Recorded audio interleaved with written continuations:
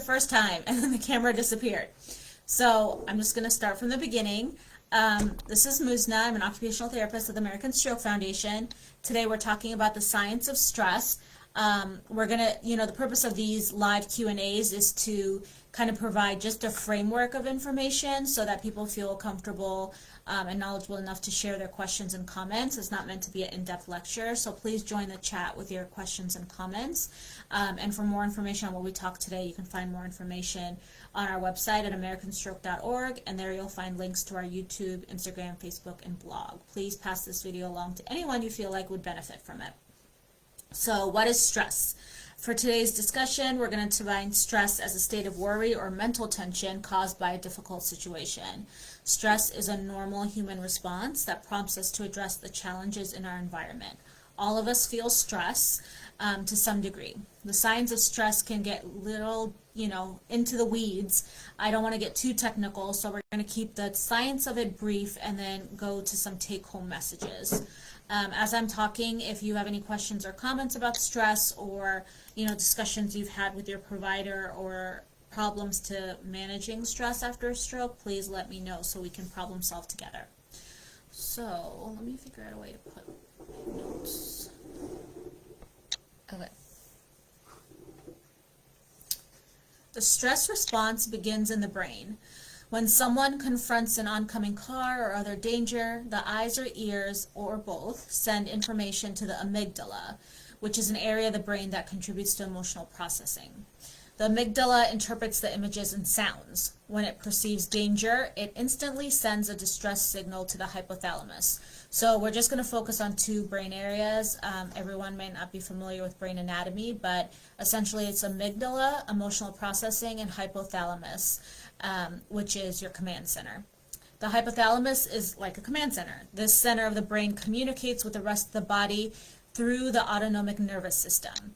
This nervous system controls involuntary body functions such as breathing, blood pressure, and heartbeat. The autonomic nervous system has two components, the sympathetic nervous system and the parasympathetic nervous system. The sympathetic nervous system functions like a gas pedal in a car. It triggers the fight or flight response, providing the body with a burst of energy so that it can respond to perceived dangers. The parasympathetic nervous system acts like a brake. So we have a gas pedal and a brake in our nervous system. It promotes the rest and digest response that calms the body down after the danger has passed. So after the amygdala, which is your emotional processing center, sends a distress signal, the hypothalamus, or command center, activates the sympathetic nervous system, which again is our gas pedal, the sympathetic nervous system by sending signals through the autonomic nerves to the adrenal glands. These glands respond by pumping adrenaline into the bloodstream. As adrenaline circulates through the body, it brings on a number of changes in the body. The heart beats faster than normal, pushing blood to the muscles, heart, and other vital organs. Pulse rate and blood pressure go up, and the person undergoing these changes also starts to breathe more rapidly. Small airways in the lungs open wide. This way the lungs can take in as much oxygen as possible with each breath. Extra oxygen is sent to the brain, increasing alertness. Sight, hearing, and other senses become sharper. Meanwhile, adrenaline triggers the release of blood sugar and fats from temporary stored sites in the body. These nutrients go into the bloodstream, supplying energy to all parts of the body. So this information is important because fight-flight is meant to get a reaction, right? Either fight or run. And to do that, your body has to be on high alert. So your gas pedal's job, that nervous system, is to supply every organ in your body with what it needs to get going and this is not a time to chill out or rest and digest.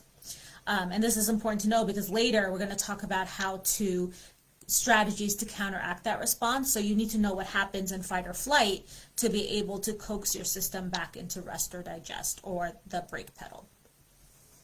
So the changes related to fight or flight happen so quickly that people aren't aware of them. the wiring is super efficient, and the connection from the amygdala to hypothalamus, that cascade starts even before you're done taking in the sensory information.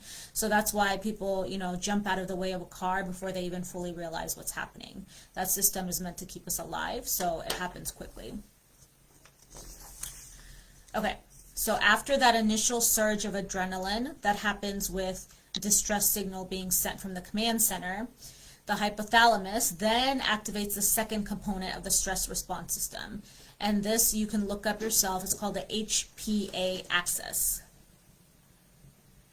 Aaron's asking, is this live? Yes, it's live. I think it's live, right? Yeah. Okay.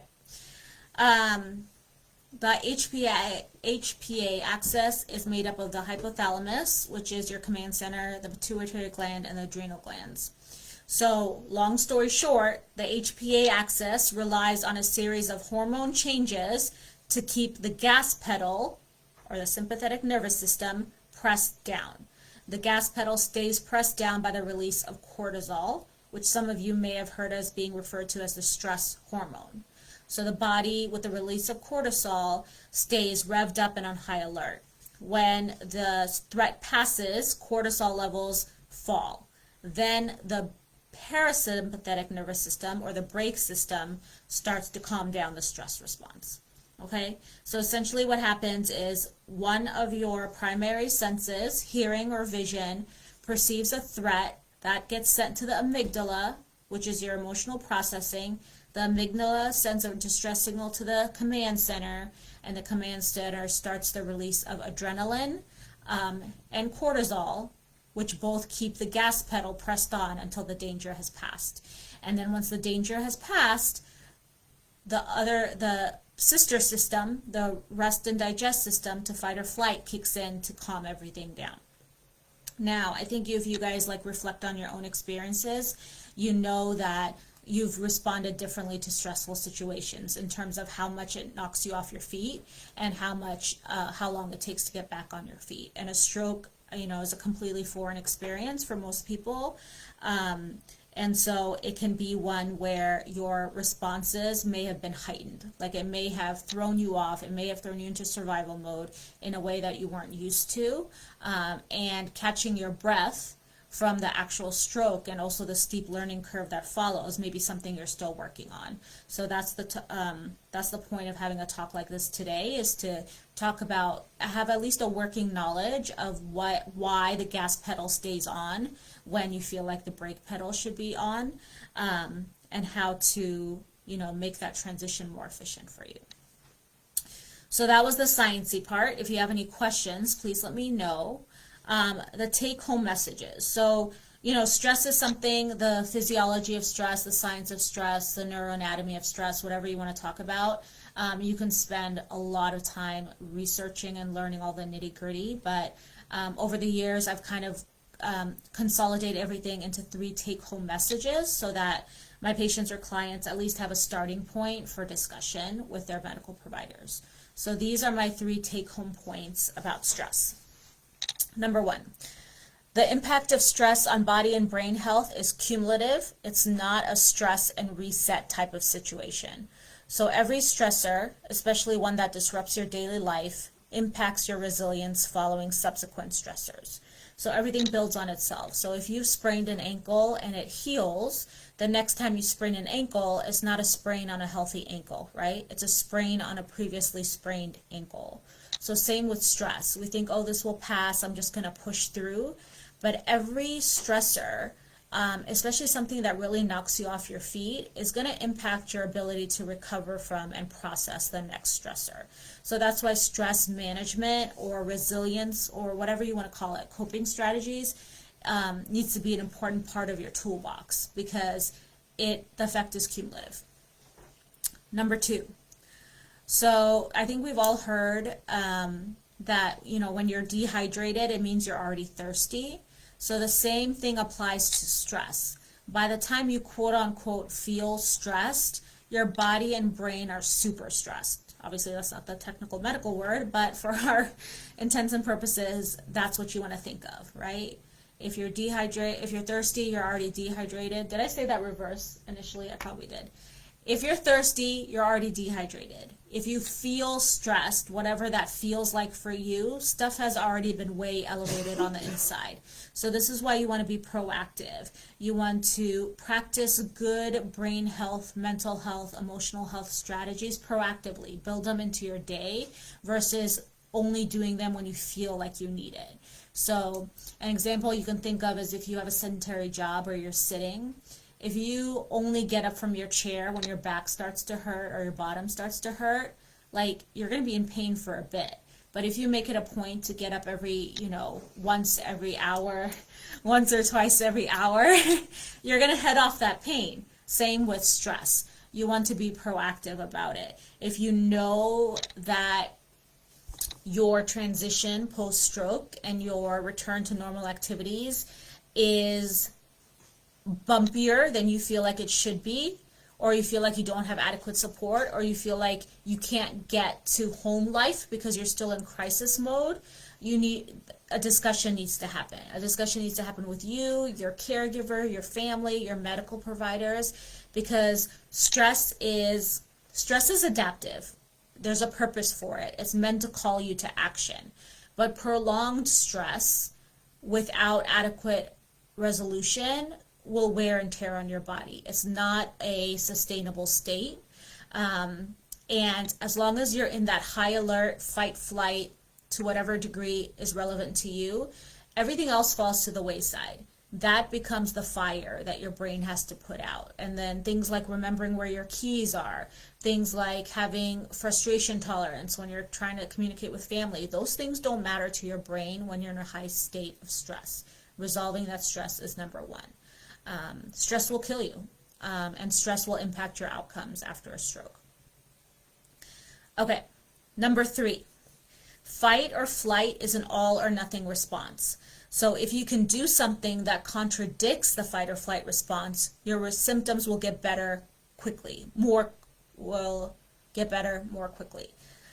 So an example is that if you eat a strong mint or a sour lemon candy when you feel anxious, saliva is generated. This tells your brain that digestion is happening, that the first process of digestion is happening, and this is counter to the fact that digestion slows down during fight or flight. And because you're doing something counter to what fight or flight is, your brain will reset from fight flight quicker because the signal you are giving your brain with the candy is incompatible with how your brain and body is making you feel, which is anxious. Does that make sense? So during fight or flight, your heart beats faster, blood flow increases, your breathing increases, but also one of the things that happens is digestion slows down, right? Because if you're in a dangerous situation, your brain knows you're not stopping to eat a steak. So if you can trigger the digestion cue, strong mint, always carry some in your purse. Service members and stroke survivors have done this equally. Pop the candy, saliva is generated, and it will tell your brain that, hey, we can't be in fight or flight right now. We're having saliva and digestion kind of stuff going on. Let's calm those systems down, because two things can't be true at once. You can't be in fight or flight and rest or digest. So that's one example. And Jane earlier in the chat, it says to Google fight or flight response, and you'll find online like a chart of all the symptoms that are common during fight or flight. So some of the symptoms are heart rate beats faster, breathing speeds up, blood flow increases, muscle tension increases, digestion slows down, blood sugar goes up to supply energy, your pupils dilate to see better, attention is fixed on the danger, you have strong emotional reactions such as anger or fear, and sweating increases to help you stay cooled off. So anything that you can do that is counter to any of those things will swing the cycle back. I just chose digestion because it has an easy strategy, right? Carrying around mint, super strong, something that really gets your attention. Any questions or comments so far? I haven't missed any. Okay. So I know this information can be overwhelming, so let's talk about something you can start doing today. Today, you can start learning your zones. So the other thing I wanted you guys to look up was the zones of regulation, and you'll get a chart that describes 4 categories of activation. So that's how you're feeling on the inside, and your level of emotional like arousal, like how on guard you are versus not. So if you Google it, but we can also talk about it, the four categories are blue zone, green zone, yellow, red. So just like with traffic lights, red zone is like everything needs to stop, yellow is the caution, green is go, and then this one has a blue zone, which is a little bit lower than go. So that's like mellow, you're not even on the road. So I'm going to talk about the zones and what they mean for your daily performance.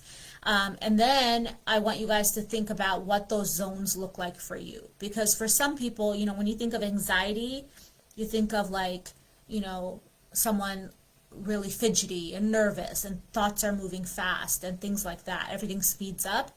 But for some people with anxiety, things slow down. And so you have to know what your symptoms are so you can regulate your emotions. Knowing what zone you are in will pay dividends, both as a stroke survivor and not. Because if you're not aware when your body is in fight or flight, you'll continue to start, you know, you might continue to stay at what you're doing instead of addressing that stress response. And we know from previous talks that that means that your effectiveness and efficiency decreases, and then that stress stays, you know, that stress just stays there, and you've added an unsuccessful task on top of it. Stroke recovery and the learning curve after it can be frustrating as is, but if you're not managing your stress, then you're just adding stress upon stress. So that's why when they say, you know, if you're trying something and you're getting really frustrated, your hand is not opening, or your loved one is not understanding what you're saying, at a certain point, it's better for everyone to step away and come back to it. You're likely to increase your chances of success that way. All right, so blue zone. So blue zone is where you are in a low state of activation. It correlates to emotions such as feeling sad, sick, tired, bored, or moving slowly. But it also correlates to things like low heart rate, relaxed muscles, slow breathing. So essentially it's more rest and digest, the brake pedal, if you will. It's an appropriate state to be in when you're sick or getting ready for bed. So everything is mellow, no state of alarm, no state of distress. Let's talk about the green zone. The green zone is the ideal state to be in throughout the day. It's neutral. Emotions related to this include happy, calm, feeling okay, focused, and ready to learn. It also correlates to normal heart rate, loose muscles, no headaches. The green zone is when we're in a relaxed state physically, but mentally focused and attentive. That is when we are ready to try our hand therapy exercise. That is when we're ready to practice having a conversation. That is when we're ready to leave the house in a wheelchair for the first time. Everything is in a neutral state. You're not tired, you're not angry, you're not hungry, you're not disappointed, you're not any of those things. You're feeling good and you're feeling competent. Now the yellow zone. This is our cautionary zone. So just like with a stoplight, right? Yellow means slow down for most people, I think. This zone is our cautionary zone. In the yellow zone, you'll notice the emotions listed above, such as frustration, being worried, feeling like fidgety, being excited, feeling like you're losing some control with your emotions. Physical symptoms include sweating, increased heart rate, some muscle tension, maybe the start of a headache or some dizziness. Again, these symptoms are going to be different after your stroke. So your zones may have looked different. This is important to do the way you currently are. And then maybe an important reflection exercise might be reflecting on your zones prior to the stroke so that you know what your frame of reference is. So in the yellow zone, you want to pause and determine if it's okay to be in the yellow zone based on what you're doing at the time. So for example, it's appropriate to be in the yellow zone at a party, but not when you're studying for a test. If you determine it's not an appropriate time to be in the yellow zone, this is when you would want to apply strategies or tools to lower your activation levels. So say you're doing your home exercise program, right? And your caregiver is cueing you to get your affected shoulder to move in a more effective manner. You're getting frustrated. Don't put your hands on me. Why are you telling me how to do this? I know, I just want to get through it. I'm tired, I'm in pain, right? So you notice that you stiffen up when they try to help you. Your heart rate is increasing. You start sweating more. You start to feel annoyed. So at that point, when you recognize those signals, that's when you want to set up a system with your caregiver that, hey, like, you know, why don't we go over how you can help me in the first 5 minutes and then let me do it myself? Or it's best for me if I do my exercise program and then you give me feedback after, right? If you continue to do the home exercise program with those symptoms, they're just going to escalate because the stimulus is still there, right? The thing that's causing you to get activated, which is your caregiver trying to help you with the home exercise program or what they perceive as helping. But if you're not responding, if your body is not feeling receptive to that or your brain, then it's just adding to the stress response. So instead of pushing through the exercise program and then ending up in a fight or, you know, snapping at them, or them, you know, walking away or saying, you know, saying things about, you know, whatever your disposition, you want to nip it in the bud. You want to stop the exercise program, address the stressor, take 3 deep breaths, maybe turn down the lights, and then resume when appropriate, when you're more in the green zone. Does anyone have questions? Have I missed any? I don't think so. Okay. The red zone. This is the fight or flight zone. So this is when adrenaline is being released, and this is when cortisol is being released. At this point, your body has gone into survival mode, and it's giving you all the resources you need to get through the situation. Unless you are in a life-threatening situation, this is a state you want to avoid being in as much as possible because it minimizes your control over your body. Once you have decreased from the red zone, you might notice falling into the blue zone. This is because your body has depleted itself of resources and is now in the recovery mode. So, you know, we all have different sensitivities. Like if you think about frustration tolerance, right? Frustration tolerance to traffic, right?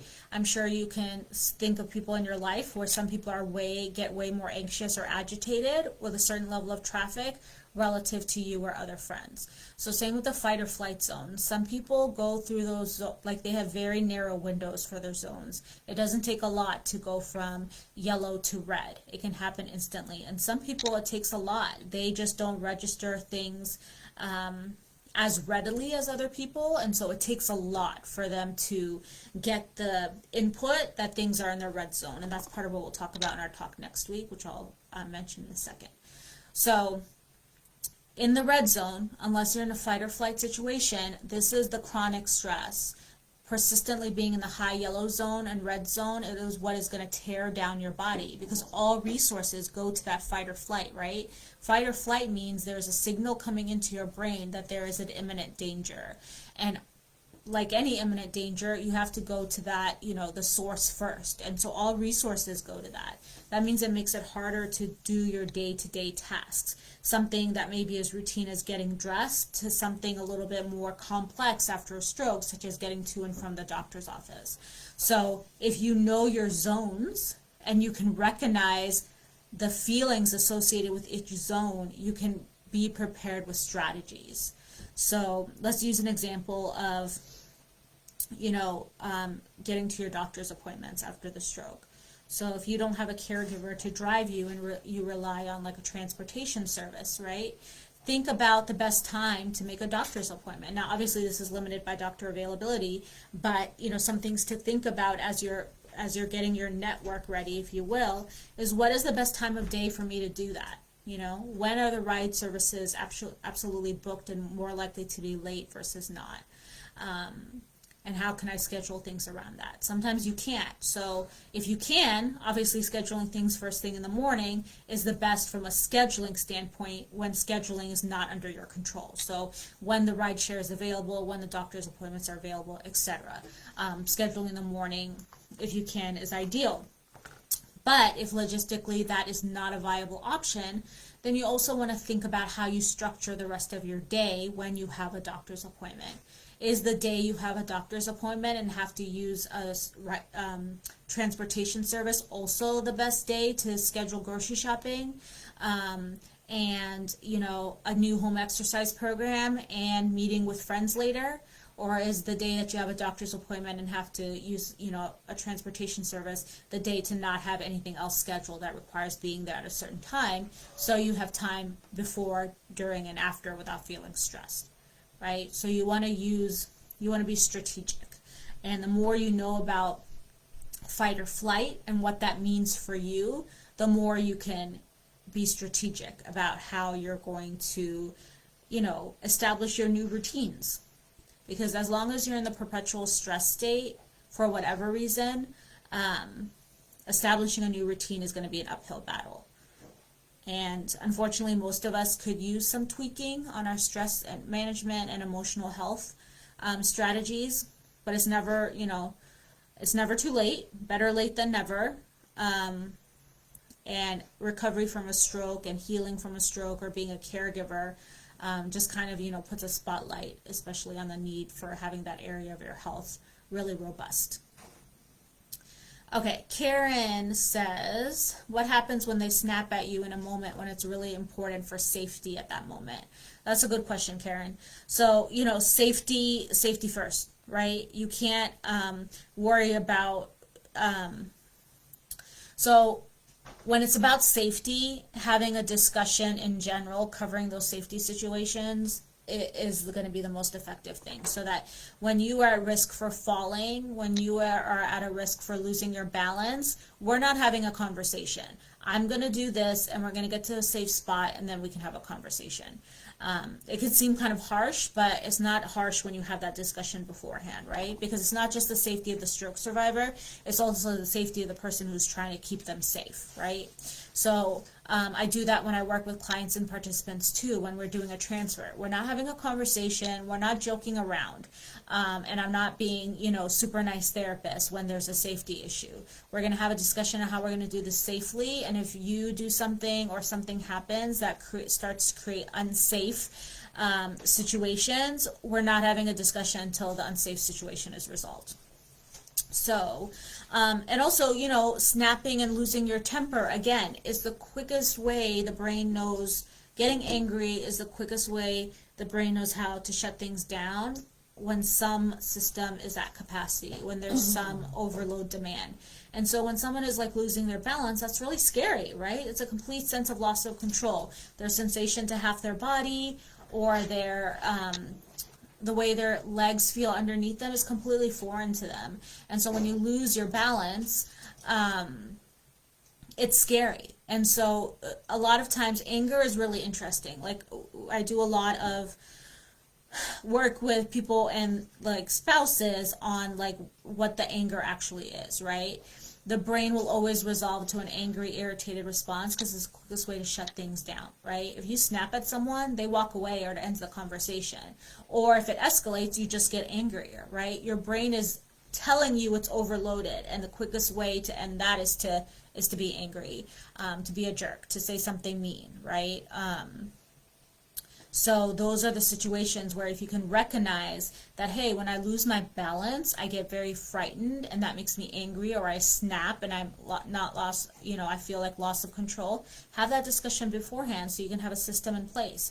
Okay, I hear that you feel all those things, and know that as your caregiver, everything I'm doing is just to get your balance back, and then we'll have a discussion about how we can improve moving forward. But again, those discussions need to happen not when you're in the red zone, not when you're in the yellow zone, ideally in the green zone. Basically, you cannot learn, you cannot process, you cannot take in information the way it's meant to be if you're activated. We all have those days, and I'm sure everyone I work with can agree, where, you get off on the wrong side of the bed and someone says good morning to you and you're like, what the heck does that supposed to mean, And on another day, like, it doesn't even register as something annoying. Like, someone could just say the most neutral thing and it can completely, like, annoy you because the rest of the day has not been that great. You're already activated, and that's going to impact how you receive and perceive and process other information.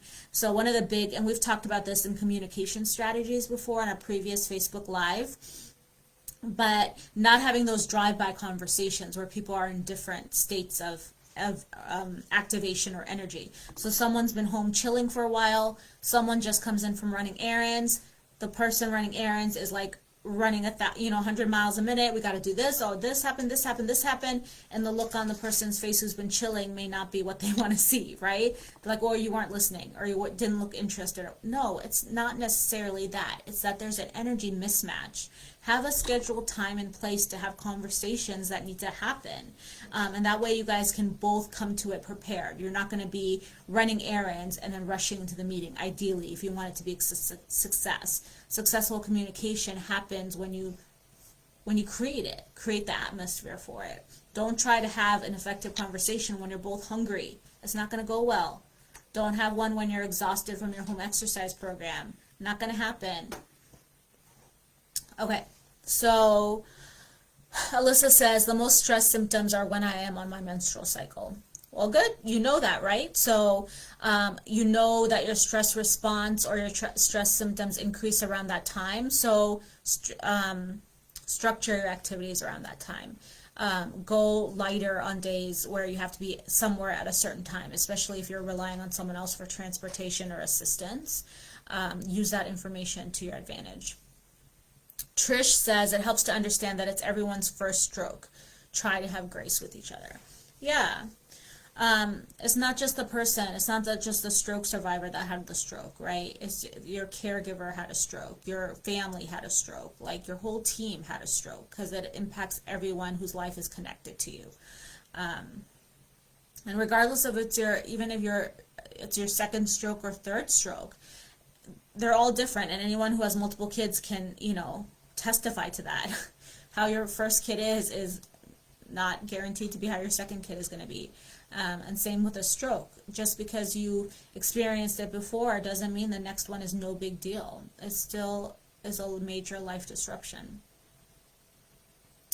Thank you guys for the questions and comments. Grace, yes. It's hard. Grace is easier said than done. Until you're in those shoes, you don't know how hard it is, right? And so that's part of what we hope to do with this Facebook Live and, the community setting we have at the American Stroke Foundation is really having a network of peers who have been there or who have been as close as they can be to there, because those are the words that matter the most. Those are the ones that will tell you how to maintain grace in these situations. And it's okay also not to have grace. You have to feel your feelings, and that was a previous Facebook lecture too. Like, those feelings aren't mutually exclusive. It's completely possible and it's completely okay to have gratitude for how things have turned out, but also still be angry about it. And if you don't handle a situation the way you wanted to have, welcome to the human experience. I mean, that's life. So spend some time reflecting on it, learn from it, and try to do better next time. And by better, it doesn't mean, the way someone says it should be. Better for you. So whatever that means. Okay. Next week, we're going to talk about something we call sensory processing. So sensory processing refers to the way we perceive and get information from the world around us to determine the appropriate behavior. So it's how we see things, how we hear things, our sensitivity to taste, our smell, sensitivity to smell, our thresholds. So like, an example is if you're playing music, chances are that if you're in a room full of people will have different perceptions of what counts as too loud, right? So if you think about it, we interact with the world through our senses, and if we all have different sensitivities and preferences and thresholds, knowing that is important, because if the world is bombarding you, especially after a stroke, if everything bombards you harder or more often than everyone around you, that's going to affect your ability to participate in life and get back to your family, right? So if going out in crowds was a no big deal before the stroke, but now after the stroke, lights can seem too bright, it can seem too crowded, it can get noisy for you, but your family feels fine, that's going to affect your ability to be part of that unit, right? And do those activities that are meaningful. So we'll talk about sensory processing, how to determine what your preferences are, and how to use that information to strengthen your toolbox for living your best life. Trish says, progress, not perfection, learning and moving forward. Absolutely. And it's it's something everyone is working on, stroke or no stroke. I think the stroke just brings everything into laser focus. but you know, there's a whole community, and you're definitely not alone. So any questions or comments, please let us know. We'll be happy to reach out if you'd like to talk. Otherwise, we will see you next week. Take care, everyone.